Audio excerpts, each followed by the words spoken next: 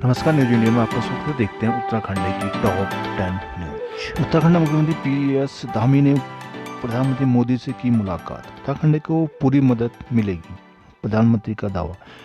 प्रधानमंत्री नरेंद्र मोदी ने मुख्यमंत्री पुष्कर सिंह धामी को भरोसा दिया कि केंद्र राज्य के विकास में हर संभव मदद करेगा। धामी ने चारधाम और कांवड़ यात्रा को लेकर मोदी से मार्गदर्शन और केदारनाथ धाम के दूसरे चरण के पुनर्निर्माण कार्य के शिलान्यास के लिए आमंत्रित किया। कुमाऊं में एम्स की स्थापना का आग्रह। मुख्यमंत्री पुष्कर सिंह धामी ने कहा कि एम्स में ऋषिकेश उत्तराखंड को केंद्र सरकार की महत्वपूर्ण देन है। राज्य की भौगोलिक परिस्थितियों को देखते हुए उन्होंने कुमाऊं मंडल में भी एक एम्स की स्थापना का आग्रह किया है।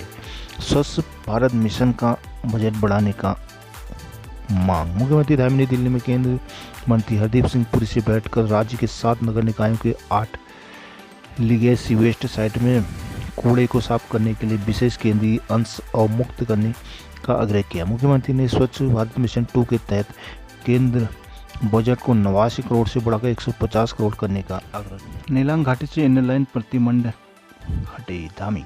मुख्यमंत्री पुष्कर सिंह धामी ने केंद्रीय गृह मंत्री अमित शाह के सामने नीति और नीलांग घाटी से इनर लाइन प्रतिबंध हटाने का अनुरोध किया। शनिवार को नई दिल्ली में हुई मुलाकात में सीएम ने कहा कि उत्तराखंड में नेपाल और चीन की सीमा लगी है, लेकिन सीमांत गांव आर्थिक अवसरों की कमी के कारण वीरान हो रहे हैं। वहां इनर लाइन प्रतिबंध हटाए जाने से पर्यटन के अवसर खुलेंगे, जिसमें प्लान रोकथाम में मदद मिलेगी। इससे संवेदनशील क्षेत्रों में बेहतर सीमा प्रबंधन में 12वीं बोर्ड में 6 स्तर पर 2 बार बोर्ड परीक्षाएं आयोजित करवाने का सीबीएसई। उत्तराखंड में भी हर साल 2 बार होंगी बोर्ड परीक्षाएं। उत्तराखंड में बोर्ड की हाई स्कूल और इंटरमीडिएट कक्षाओं में भविष्य में हर साल 2 बार बोर्ड कराए परीक्षाएं हो सकती हैं। सीबीएसई की इस साल 2 बड़ी परीक्षाओं के फार्मूले का उत्तराखंड की भी मुफीद मिल रही है।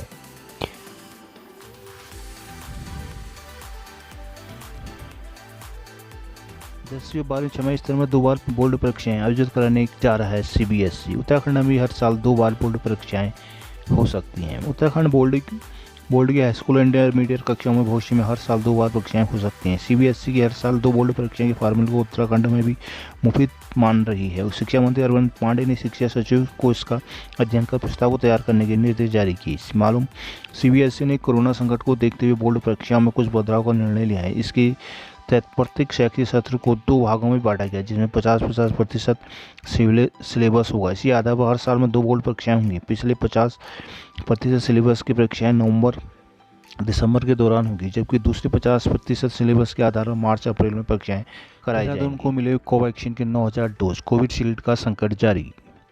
जिले में वैक्सीन की जरूरत लाखों की डोज है, लेकिन कोवैक्सीन की डोज मात्र 9000 के शनिवार को मिल सकी है। कोविशील्ड की डोज न मिलने से संकट अभी बरकरार ही है। कोविशील्ड के 45+ की दूसरी डोज के 6 केंद्र केवल जिले में चलेंगे, जिन पर 800 वैक्सीन लगाए जाएंगे। कोवैक्सीन के 37 केंद्र बनाए गए हैं, जिसमें 3970 लोगों को वैक्सीन लगाए जाने का लक्ष्य रखा गया है। वहीं 18+ में कोविशील्ड के केवल चक्राता में 4 केंद्र चलेंगे, जिनमें 500 लोगों को टीके लगाए जाएंगे। वहीं कोवैक्सीन की फर्स्ट डोज 20 केंद्रों में 2850 लोगों को लगाई जाएगी। दूसरी डोज 200 लोगों को भी लगेगी, लेकिन कोविन पोर्टल के जिला प्रभारी डॉक्टर आदित्य सिंह का कहना है कि कोवैक्सीन की डोज हर करनाल से शनिवार को लाई गई है। कोविशील्ड की डोज सोमवार को आने की संभावना है।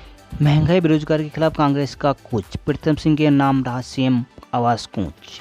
उत्तराखंड में महंगाई, बेरोजगारी, महिला अपराध और कोरोना जांच घोटालों के खिलाफ कांग्रेस ने शनिवार को सीएम आवास कूच किया। इस दौरान कई कार्यकर्ताओं को पुलिस ने गिरफ्तार कर लिया, जिससे पहले हाथीबड़कला में बैरिकेडिंग पर पुलिस और कांग्रेस नेताओं में नोकझोंक धक्का मुक्की भी हुई। बाद में पुलिस ने करीब 250 कार्यकर्ताओं पर मुकदमा दर्ज किया।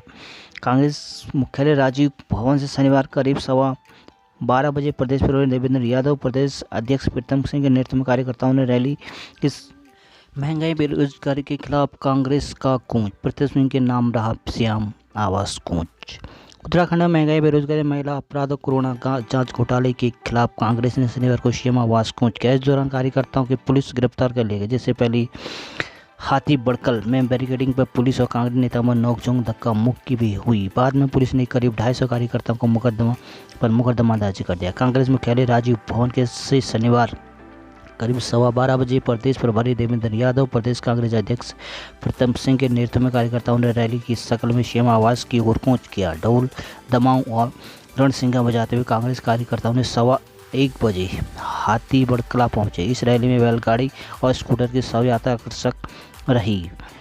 हाथीबड़ कला में शनि पहले से भी मौजूद पुलिस ने बैरिकेडिंग लगाई थी। आगे बढ़ने की कोशिश में प्रभारी प्रदेश अध्यक्ष के साथ ही राष्ट्रीय सचिव काजी निजामुद्दीन व पूर्व विधायक रणजीत सिंह रावत, तिलक राज बेहड़ की पुलिस ने नोकझोंक हो गई। पुलिस को सख्त रुख अपनाते हुए कांग्रेस ने रैली को धरने में तब्दील कर दिया। प्रीतम ने कहा कि उन जनता ने भाजपा को प्रचंड बहुमत राज्य को घात में पहुंचा के लिए नहीं दिया था। बेरोजगारी, महंगाई लगातार बढ़ी है। सरकार भ्रष्टाचार को पूरी तरह से लिप्त है। हालिया कोरोना जांच घोटाले इसका प्रमाण है। प्रीतम ने कहा कि प्रदेशवासी चिंता न करें तो इस सरकार की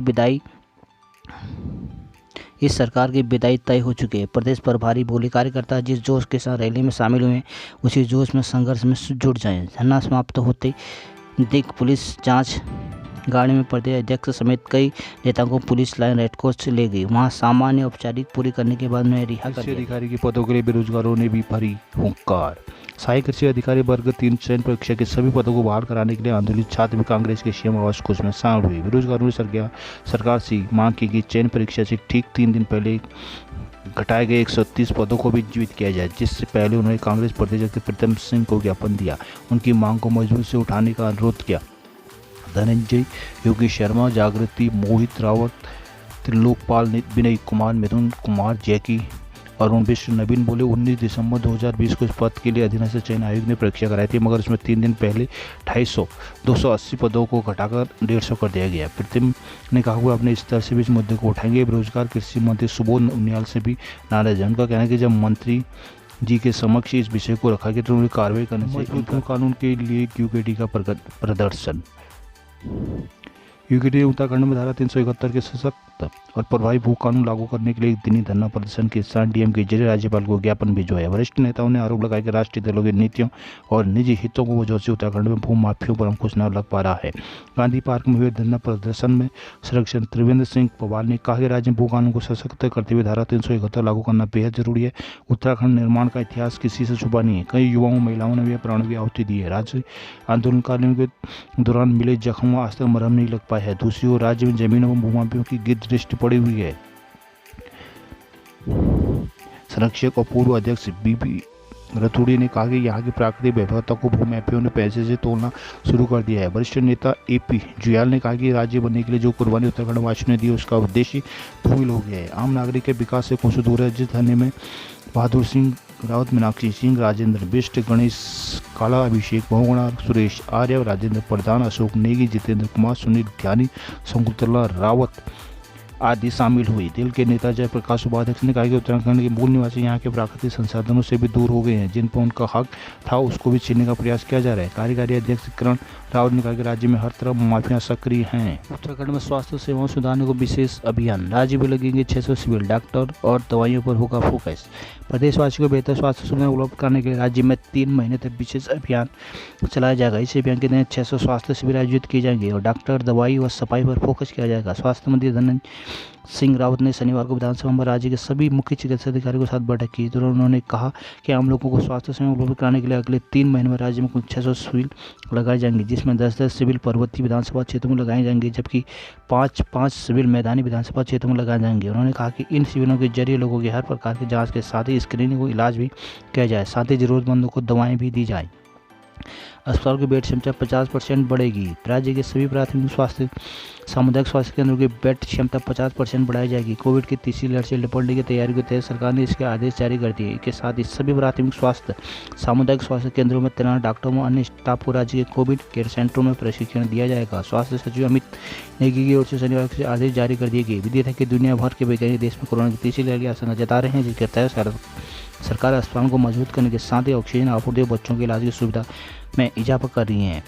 सभी रिक्त पद भरे जाएं। बैठक में सभी सीएमओ ने विशेषज्ञ डॉक्टर, एएनएम स्टाफ, नर्स और चतुर्थ श्रेणी कमी की बात रखी, जिस पर विभागीय मंत्री ने स्वास्थ्य सचिव, स्वास्थ्य महानिदेशक स्वास्थ्य को जल्द से जल्द रिक्त पद भरने के निर्देश जारी किए। स्वास्थ्य सचिव स्वास्थ्य डॉक्टर पंकज पांडे ने कहा कि विशेषज्ञ डॉक्टरों की तैनाती के प्रयास चल रहे हैं। एएनएम स्टाफ, नर्स तथा चतुर्थ श्रेणी कर्मियों की तैनाती एनएचएम के माध्यम से उत्तराखंड में स्वास्थ्य सेवाओं सुधारने को विशेष अभियान, राज्य में लगेंगे 600 सिविल डॉक्टर और दवाइयों पर होगा फोकस। प्रदेशवासियों को बेहतर स्वास्थ्य सुविधा उपलब्ध कराने के लिए राज्य में 3 महीने तक विशेष अभियान चलाया जाएगा। इस अभियान के तहत 600 स्वास्थ्य शिविर आयोजित किए जाएंगे और डॉक्टर, दवाई और सफाई पर फोकस किया जाएगा। स्वास्थ्य मंत्री धनंजय सिंह रावत ने शनिवार को विधानसभा में राज्य के सभी मुख्य चिकित्सा अधिकारियों के साथ बैठक की, तो उन्होंने कहा कि आम लोगों को स्वास्थ्य सेवा उपलब्ध कराने के लिए अगले 3 महीने में राज्य में कुल 600 सिविल लगाए जाएंगे, जिसमें 10-10 सिविल पर्वतीय विधानसभा क्षेत्रों में लगाए जाएंगे, जबकि 5-5 सिविल मैदानी विधानसभा क्षेत्रों में लगाए जाएंगे। उन्होंने कहा कि इन शिविरों के जरिए लोगों की हर प्रकार की जाँच के साथ ही स्क्रीनिंग को इलाज भी किया जाए, साथ ही जरूरतमंदों को दवाएं भी दी जाए। अस्पताल की बेड क्षमता 50% बढ़ेगी। राज्य के सभी प्राथमिक स्वास्थ्य सामुदायिक स्वास्थ्य केंद्रों की बेड क्षमता 50% बढ़ाई जाएगी। कोविड की तीसरी लहर से निपटने की तैयारी के तहत सरकार ने इसके आदेश जारी कर दिए। इसके साथ ही सभी प्राथमिक स्वास्थ्य सामुदायिक स्वास्थ्य केंद्रों में तैनात डॉक्टरों व अन्य स्टाफ को राज्य के कोविड केयर सेंटरों में प्रशिक्षण दिया जाएगा। स्वास्थ्य सचिव अमित नेगी की ओर से शनिवार से आदेश जारी कर दिए गए। विदित है कि दुनिया भर के वैज्ञानिक देश में कोरोना की तीसरी लहर की आशंका जता रहे हैं, जिसके तहत सरकार अस्पतालों को मजबूत करने के साथ ही ऑक्सीजन आपूर्ति बच्चों के इलाज की सुविधा में इजाफा कर रही है। सभी रिक्त पद भरे जाएं। बैठक में सभी सीएमओ ने विशेषज्ञ डॉक्टर, एएनएम स्टाफ, नर्स और चतुर्थ श्रेणी कमी की बात रखी, जिस पर विभागीय मंत्री ने स्वास्थ्य सचिव, स्वास्थ्य महानिदेशक स्वास्थ्य को जल्द से जल्द रिक्त पद भरने के निर्देश जारी किए। स्वास्थ्य सचिव स्वास्थ्य डॉक्टर पंकज पांडे ने कहा कि विशेषज्ञ डॉक्टरों की तैनाती के प्रयास चल रहे हैं। एएनएम स्टाफ, नर्स तथा चतुर्थ श्रेणी कर्मियों की तैनाती एनएचएम के माध्यम से। नैनीताल के वैज्ञानिकों के दुर्लभ सुपरनोवा खोजा। नैनीताल स्थित देश की सबसे बड़ी 2 खगोलीय दूरबीन देवस्थल और मनोरा टेलीस्कोप के जरिए वैज्ञानिकों ने बेहद शक्तिशाली और चमकदार दुर्लभ सुपरनोवा का पता लगाया है, जो बेहद शक्तिशाली चुंबकीय क्षेत्र के साथ एक अनोखे न्यूट्रॉन तारे से ऊर्जा लेकर चमकता है। सुपरनोवा शक्तिशाली और चमकदार तारों के विस्फोट को भी कहा जाता है, जिसमें बड़ी मात्रा में ऊर्जा निकलती है। इस तरह के सुपरनोवा को सुपरलिनियस कहा जाता है, जो कि बेहद दुर्लभ होते हैं। यह बेहद प्राचीन अंतरिक्ष पिंड होते हैं, जिनके अध्ययन से ब्रह्मांड के शुरुआती रहस्यों का पता लगाया जा सकता है। इस शोध में नैनीताल स्थित आर्यभट्ट परीक्षण विज्ञान संस्थान एरिज के वैज्ञानिकों को लद्दाख स्थित हिमालयन चंद्रा टेलीस्कोप से मिला डेटा भी शामिल किया। सुपरनोवा 2020 इंक की पहली बार खोज जनवरी 2020 में हुई थी। इसके बाद से भारतीय अंतरिक्ष वैज्ञानिक इस पर लगातार शोध कर रहे थे। एरिज नैनीताल के वरिष्ठ वैज्ञानिक डॉक्टर शशि भूषण पांडे ने नेतृत्व में वैज्ञानिक अमित कुमार और ब्रिजेश कुमार सुपरनोवा विस्फोट के रहस्यों को सुलझाने के काम में जुटे रहे। मार्च और अप्रैल में कोरोना वायरस के कारण लगे लॉकडाउन के दौरान भी वैज्ञानिक शोध कार्य कर रहे थे। शुरुआत में सुपरनोवा के आसपास के अन्य पिंडों के समान ही था। हालांकि एक बार जब सुपरनोवा की चमक का अनुमान लगा लिया गया तो पता चला कि यह बेहद नीले रंग की वस्तु है, जो उसकी प्रकाश संबंधी विशेषताओं को दिखा